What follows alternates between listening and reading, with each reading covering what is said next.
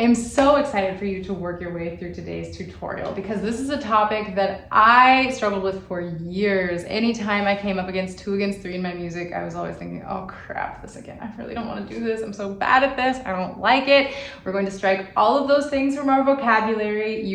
Well, you're welcome to not like it if you want. I think it sounds great, but everyone can have their own opinion. That's fine. But you are not allowed to say, I'm not good at this. You probably just haven't had the tools that are going to serve you and help you master this important topic. When I finally understood how to take these rhythms apart and understand what's going on, kind of look behind the curtain and, oh, that's all it is. That's not so scary. Now it's not something that scares me. And I'm able to just enjoy these rhythms when they show up in my music because they do create really cool textures and atmospheres, and it's something that's really special. So in last week's video, I talked about how we can break this rhythm down into something like not difficult, not difficult.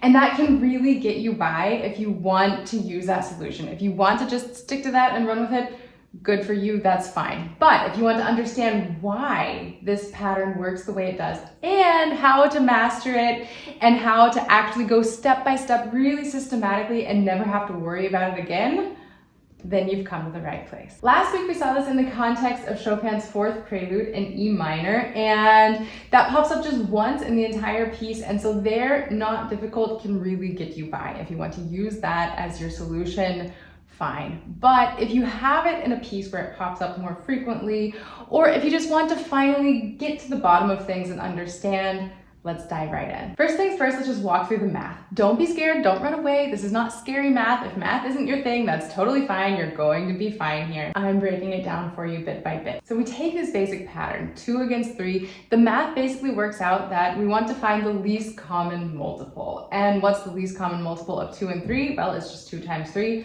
6. So if you break this pattern down and just count to 6 over and over again, it becomes really straightforward. Your notes for your triplets, you're going to be playing on 1, 2, 3, 4, 5, 6, 1, 2, 3, 4, 5, 6.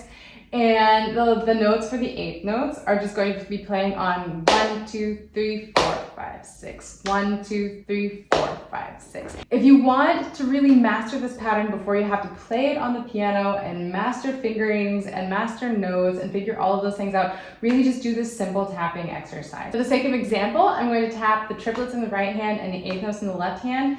If you're struggling with this, if you want to really make sure that you've mastered this, I absolutely recommend hitting pause and then flipping that, doing the triplets in the left hand, 8th notes in the right hand, just so that both hands are really capable and you feel really secure with the idea. I'll walk you through it once out of tempo before we get started really officially in strict tempo. And so it's going to be both hands tap on 1, and then nobody taps on 2, right hand taps on 3, left hand taps on 4, right hand taps on 5, nobody taps on 6. That's it. And then we're gonna do that 4 times in a row. I'll count to 6 before we start, and then we'll start right on the next one.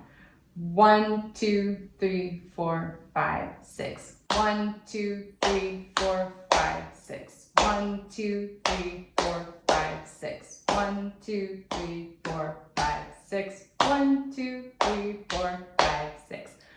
Nothing scary, right? But Robin, that's extremely slow. Sure, it's very slow. So let's go a little faster. 1, 2, 3, 4, 5, 6. 1, 2, 3, 4, 5, 6. 1, 2, 3, 4, 5, 6. If you can do it at that tempo, you're already good to go. You've already understood the entire thing. There's really not more to it than that. But the frustrating thing about piano that took me ages to understand is we have to do more than understand it. We have to be able to do it at the piano. And this is, I think, why a lot of people struggle with rhythm as well. Because nobody wants to count out loud because we think it's easy. It's just counting until 4 and you count to 4 over and over again. I don't need to do that. That's too easy. But again, it's not just about understanding. It's about being able to reproduce it at the piano while you have 1,000 other things going on and 1,000 other things that you're trying to micromanage simultaneously. Maybe not 1,000, but it's a lot of stuff, and it's a lot that we need to be in charge of and that we need to make everything work all together. And to add insult to injury, we have to be able to do all of this automatically. And this is really the crux of the issue. There are some theories surrounding how we learn and the phases that we need to go through when we learn. And I think there's really something to be said for the first stage being just intellectually understanding what's going on. That we've gotten taken care of. And then the second stage is just you can actively control everything that's happening. And that's this tapping exercise. And that's starting in a really slow tempo at the piano and making everything fall into place. And then you have to keep repeating that, doing it over and over again until it becomes easier, until it takes less work, until you're able to do it bit by bit more automatically, until at some point you really don't have to think about it. You can just sit down and play these rhythms without micromanaging anything. Sometimes it feels like our fingers are doing things on their own, that we're not actually the person playing the piano. And that is when you have truly reached mastery. That's what we call automaticity. Then, as always, I'm going to give you something hands-on that you can kind of emulate in your own practicing. So today I'm taking an excerpt from Edvard Grieg's piece Notturno. It's from his Opus 54, from his lyric pieces. And all over the place in this piece, we have this sort of pattern popping up.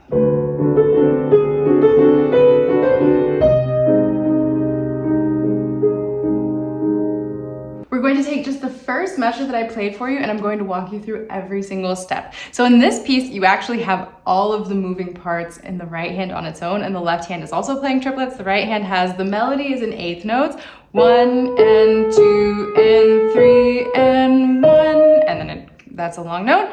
And underneath we have 1 and 2 and 3 and there are lots of ties in this, so it's maybe not a perfect excerpt, but it will still show you everything that you need, and it still shows you how everything needs to line up. The next thing I need you to understand is, yes, your goal is to go relatively fast.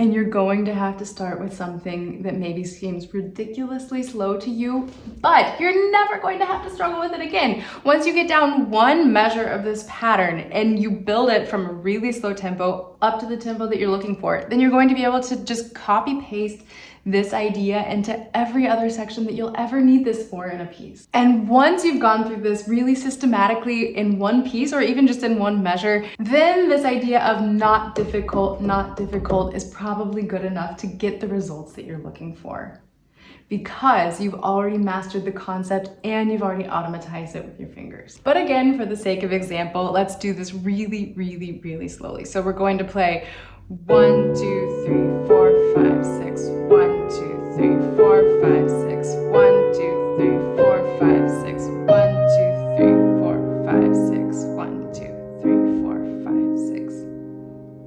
Now this might not be what you want to hear, but I actually really recommend doing this with metronome. And again, this is going to be slower than you think is necessary, but trust me on this. So what I would recommend is, based on how I just played it, I would set the metronome to 80, but not in the way you think. This 80, anytime it's clicking, you're going to be playing the triplets. So that's going to be 1, 2, 3, 4, 5, 6, 1, 2, 3, 4, 5, 6, 1, 2, 3, 4, 5, 6, 1, 2, 3, 4, 5, 6, 1, 2, 3, 4, 5, 6, 1, 2, 3, 4, 5, 6, 1, 2, 3, 4, 5, 6.